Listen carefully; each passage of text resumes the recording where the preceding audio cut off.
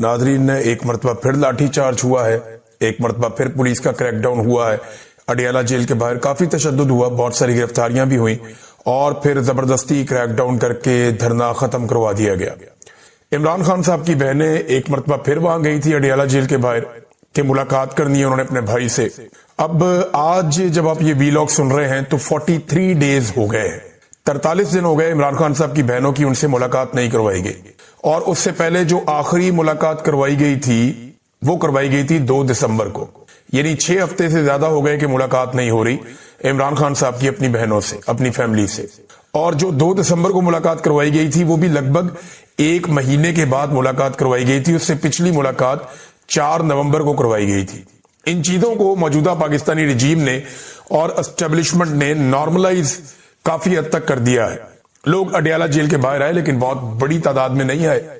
हालांकि social media के ऊपर एक कैंपेन चल रही थी, इमरान खान साहब की बहनों ने कहा था कि आना होगा, देखिए वो पॉलिटिशियंस नहीं है, इमरान खान की बहनों ने टिकट नहीं बांटने, लिहाजा लोग उनके कहने के ऊपर सिर्फ उतने ही आते हैं जितने बस आ जाए। चंद 100 लोग आ जाते हैं, बाद का चंद हजार लोग आ जाते हैं, लेकिन बहुत बड़ी पैमाने पे अगर लोगों को वहां लेकर जाना है तो पार्टी को अपना रोल प्ले करना पड़ेगा। और पार्टी ये समझती है, ऐसा दिखाई दे रहा है कि कोई फायदा नहीं अडियाला के बाहर जाने का, यानी हमें वो एक्टिविटी नजर ही नहीं आती जो एक पॉलिटिकल पार्टी की हो सकती है।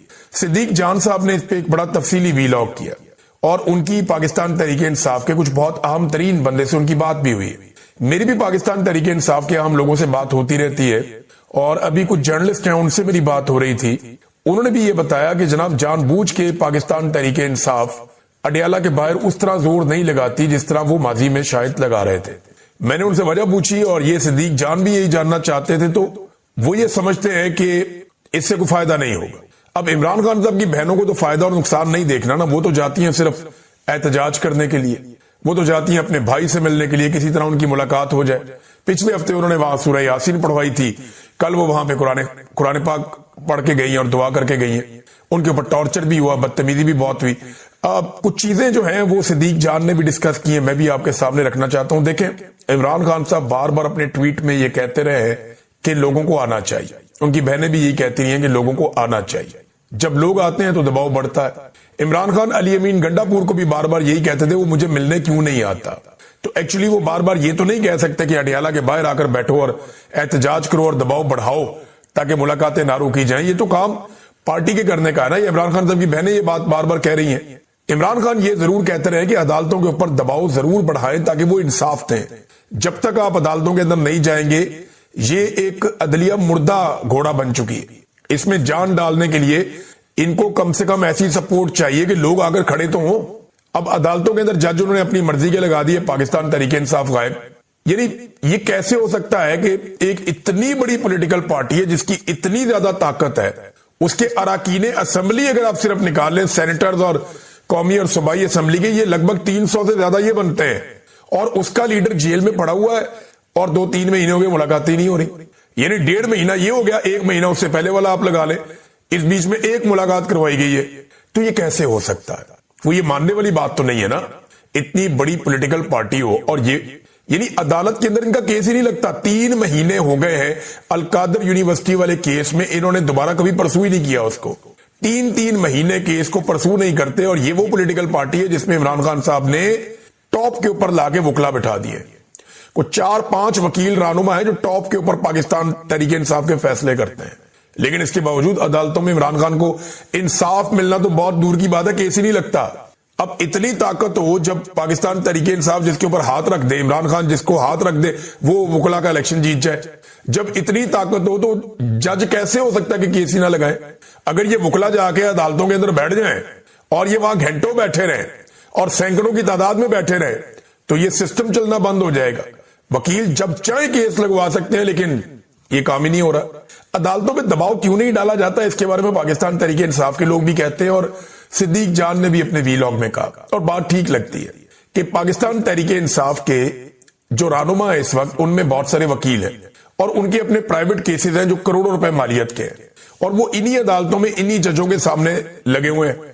वो नहीं चाहते कि उनके इन जजों के साथ ताल्लुकात खराब हो या उनके अदलिया के साथ ताल्लुकात खराब हो, लिहाजा वो इस मामले पे इस हद तक कंप्रोमाइज कर देते हैं कि अदालत पे ज्यादा दबाव नहीं डालना। لیکن ایک سینیریو انہوں نے سامنے رکھا. آپ فرض کیجئے پاکستان تحریک انصاف کے 350 MNAs, MPAs اور سینیٹرز یہ جا کر بیٹھ جاتے ہیں اسلام آباد ہائی کورٹ میں عمران خان کا کیس لگاؤ. ملاقات کیوں نہیں ہو رہی؟ تو کیا ان کو گھسیٹ کے باہر نکالیں گے؟ جب گھسیٹ کے باہر نکالیں گے ساری دنیا دیکھے گی یہ ایم پی ہے، یہ ایم این اے، یہ سینیٹر ہے، مار پڑ رہی ہے، یہ وزیر ہے، یہ سابق وزیر ہے، ان کو مار پڑ رہی ہے، انہیں گھسیٹ کے نکال رہے ہیں. اس کے اوپر مقدمہ کون سا ہو سکتا ہے؟ یہ وہاں کو دہشت گردی تو کرنے جا نہیں رہے، ہتھیار لے کے تو جا نہیں رہے. اراکین اسمبلی ان کا استحقاق ہے، وہ جا کے وہاں بیٹھ سکتے ہیں. وہ چلے جائیں عدالت میں جا کر کہیں جناب کہ ہمیں انصاف نہیں مل رہا، ہمارے لیڈر سے ملاقات ہی نہیں ہونے دی جا رہی، ملاقات کروائیں. 300-350 بندہ پوری دنیا کا میڈیا آ جائے گا، انٹرنیشنل میڈیا آ جائے گا.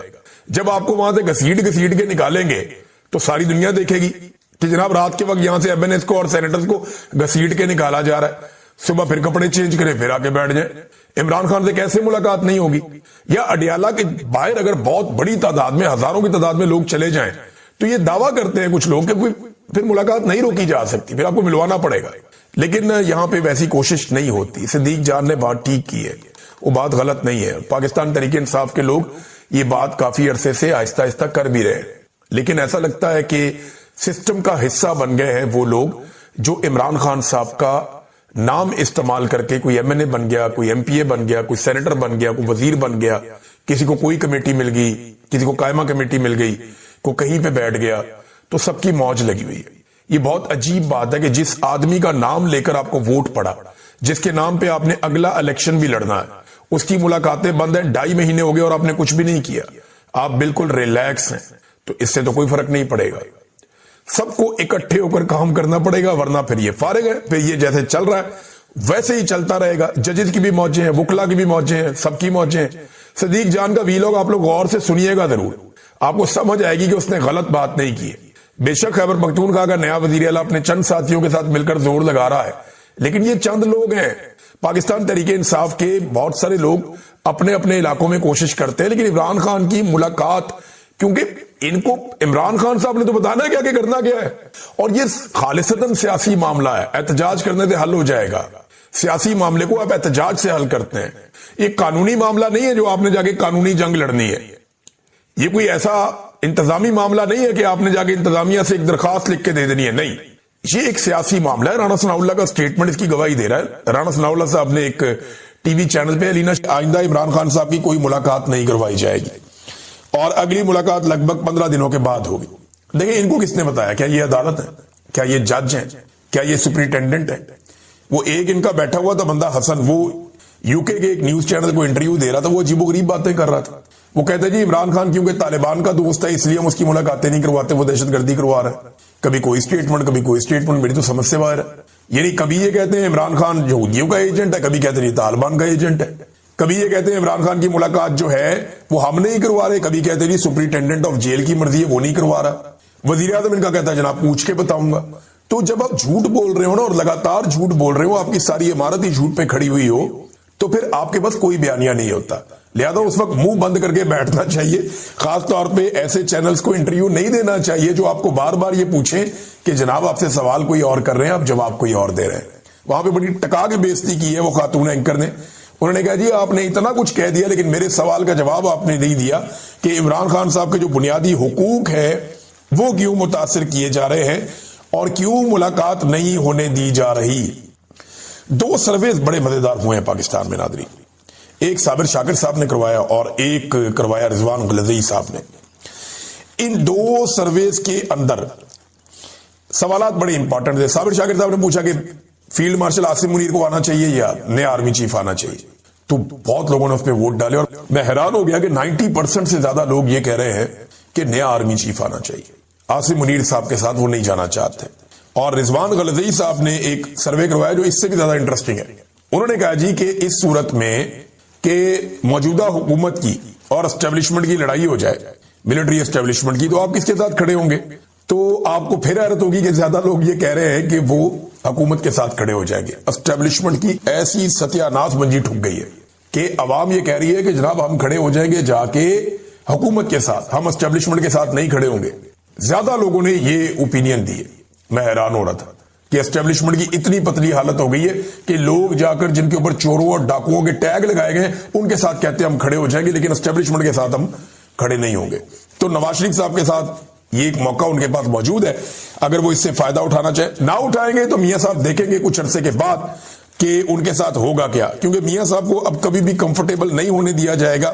جس قسم کا کام انہوں نے دکھا دیا، اور اب وہ بیچارے سارے یقین دلاتے پھرتے ہیں کہ نہیں نہیں میاں صاحب کا یہ مطلب نہیں تھا، میاں صاحب کا وہ مطلب نہیں تھا. نہ تو روٹی کو چوچی ہم کہتے ہیں، نہ پاکستانی عوام کہتی ہے. اور پاکستان کی اسٹیبلشمنٹ تو بہت ہی سیانی ہے، وہ تو بالکل ہی روٹی کو چوچی نہیں کہتے. فیصل واڈا نے جو دھمکی لگائی تھی اس کا جواب بھی آ گیا. جواب جناب اس کا دیا ہے پاکستان تحریک انصاف نے، بڑا ٹکا کر. نام تو نہیں دیا لیکن بڑے سخت الفاظ انہوں نے بولے.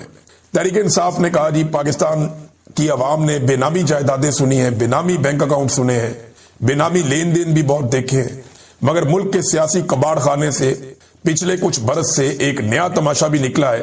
ایک بے نامی سینیٹر، یہ وہی شخص ہے جو ہر وقت پھٹے ہوئے مائک کی طرح مسلسل شور مچاتا ہے اور جس کی پوری سیاست صرف غیر مہذب زبان، دھمکیوں اور بازاری جملوں پر کھڑی ہے. اس بے نامی سینیٹر نے جو رقیق، گھٹیا اور لچڑ زبان استعمال کی ہے وہ اس کے اپنے ذہنی معیار اور غیر سیاسی ہونے کا منہ بولتا ثبوت ہے. کل تک یہی شخص عمران خان کے قدموں میں بیٹھ کر ان کو اپنا والد جیسا قرار دیتا تھا، بالکل دیتا تھا، سیاسی سایہ تلاش کرتا تھا، اور آج اپنی سیاسی یتیمی چھپانے کے لیے اسی عمران خان اور ان کی فیملی پر حملہ آور ہے. لیکن یہ بہت ساری چیزیں اور بہت کچھ لکھا ہوا ہے کہ عمران خان صاحب بڑے ڈٹے ہوئے ہیں، لیکن ایسے شخص کے بارے میں یا اس کی جانب سے ایسی کی تیسی کہنا کسی سیاسی جماعت یا خاندان کے خلاف نہیں بلکہ براہ راست عدالت عالیہ کے حکم کی توہین ہے.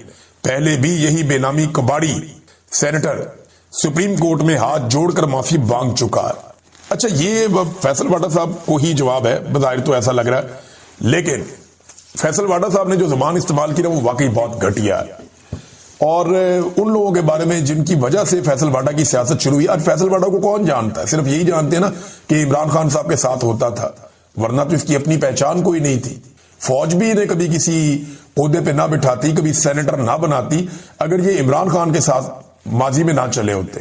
ان کی ساری اہمیت عمران خان کی وجہ سے، جیسے ریحام خان کو لوگ جانتے ہیں عمران خان کی سابق اہلیہ ہونے کے ناطے سے، ورنہ بہت سارے اور لوگ ایسے ہیں جنہیں لوگ نہیں جانتے، بہت ساری خواتین ایسی ہیں جنہیں لوگ نہیں جانتے. تو فیصل واڈا ہو گیا، اون چودھری ہو گیا، بہت سارے اور لوگ ہو گئے، ان کی پہچان عمران خان کی وجہ سے، ان کی اپنی ذاتی کوئی پہچان نہیں ہے. یہ لوگ ہمیشہ، یہ جہاں مرضی چلے جائیں، یہ عمران خان کی وجہ سے ہی ہمیشہ پہچانے جائیں گے. اور عمران خان کے بارے میں ڈپلومیٹ میگزین ہے امریکہ کا، اس نے ایک بڑا زبردست آرٹیکل لکھا ہے. یہ آرٹیکل بہت امپورٹنٹ ہے کہ کیا عمران خان صاحب کو قتل کیا جا سکتا ہے. یہ بہت امپورٹنٹ آرٹیکل ہے، انہوں نے بڑی ریسرچ کے بعد یہ آرٹیکل لکھا ہے اور اس میں بڑی زبردست چیزیں ہیں، میں آپ کے ساتھ شیئر کرتا ہوں. سب سے پہلے انہوں نے کہا جی کہ پاکستانی فوج عمران خان کو ختم کرنے کی متحمل کیوں نہیں ہو سکتی. اس کی وجہ، بے پناہ مقبول لیڈر کو ہٹانے سے بحران ختم نہیں ہوگا، اس سے ایک ایسی کیفیت پیدا ہو جائے گی کہ پاکستان کی ریاست اس کیفیت میں زندہ نہیں رہ سکتی یا قائم نہیں رہ سکتی. عمران خان صاحب کی حراست میں موت کے بارے میں افواہیں آئیں اور بہت عدم اعتماد تھا لوگوں کے اندر، اور پاکستان کے سیاسی منظرنامے کی ساری منظرکشی ہو رہی ہے. حکام نے دعوے کیے کہ جناب ایسا کچھ نہیں ہوا، لیکن یہ افواہیں بہت تیزی سے پھیلتی ہیں. عاصم منیر صاحب یہ سمجھتے ہیں کہ عمران خان کو ختم کرنا ایک بڑی تباہ کن غلطی ہوگی جسے اسٹیبلشمنٹ کسی صورت برداشت نہیں کر سکتی. عاصم منیر نے اپنے کریئر میں خود اپنے سے پہلے والے جو ڈکٹیٹرز تھے، اپنے پیشرو جو تھے، ان کی جارحانہ پالیسیوں کے نتائج دیکھے ہیں. جیسا کہ جنرل پرویز مشرف کے لاپرواہ اقدامات، یعنی 2006 میں نواب اکبر بگٹی کا قتل ہوا اور 2007 میں لال مسجد کا آپریشن ہوا، بینظیر بھٹو بھی قتل ہو گئی. تو انہوں نے یہ کہا جناب کہ ایک اور لیڈر کے قتل کی متحمل نہیں ہو سکتا یہ نظام. نواز شریف جب 2019 میں بیمار ہوئے تو ان کو فوراً انگلینڈ بھیجا گیا. وہ یہ سوچتے ہیں کہ پنجاب سے اگر کوئی رہنما ایسے مارا گیا تو رد عمل بہت زیادہ بھڑک جائے گا، اور یہ ایک بنیادی حقیقت ہے. فوج کی طاقت، فوج کی بھرتی اور قانونی حیثیت پنجاب کے سیاسی جذبات سے ان کا گہرا تعلق ہے. تو فوج کی بھرتی بھی یہاں سے ہوتی ہے، فوج کا کیشمنٹ ایریا بھی یہی ہے. ذوالفقار دی بھٹو کی پھانسی یا بینظیر بھٹو کا جو قتل ہوا تھا اس میں تو اسٹیبلشمنٹ کچھ نہ کچھ کر کے بچ گئی. بہت بڑے احتجاج ہوئے لیکن کوئی بہت بڑی بغاوت نہیں ہوئی. لیکن عمران خان ایک مختلف حقیقت ہے. وہ نسلی طور پہ پنجابی نہیں، پشتون ہے، لیکن ان کا تعلق پنجاب سے ہے اور پوری قوم میں ان کی حمایت ہے، اور پاکستان سے باہر بھی ان کی حمایت بہت بڑے پیمانے پہ پھیلی ہوئی ہے. جب ان کی गिरफ्तारी हुई थी 2023 में, तो उसके बाद क्या हुआ था उसके बारे में फिर सारा कुछ लिखा हुआ, किस तरीके से क्या कुछ हो गया। तो उन्होंने कहा खान को खत्म करने से सियासी बदअमनी को भड़काने का खतरा फौज नहीं ले सकती, खास तौर पे ऐसे वक्त में जब मुल्क की मईशत बहुत बुरी तरह तबाह हो रही है। खान को हटाने से पाकिस्तान की सियासत में एक बेमिसाल शहीद पैदा हो जाएगा और ये बहुत मुख्तलिफ शहादत होगी अगर इमरान खान को कुछ किया गया तो। इमरान खान बहुत बड़े पैमाने पर नौजवानों के लीडर हैं।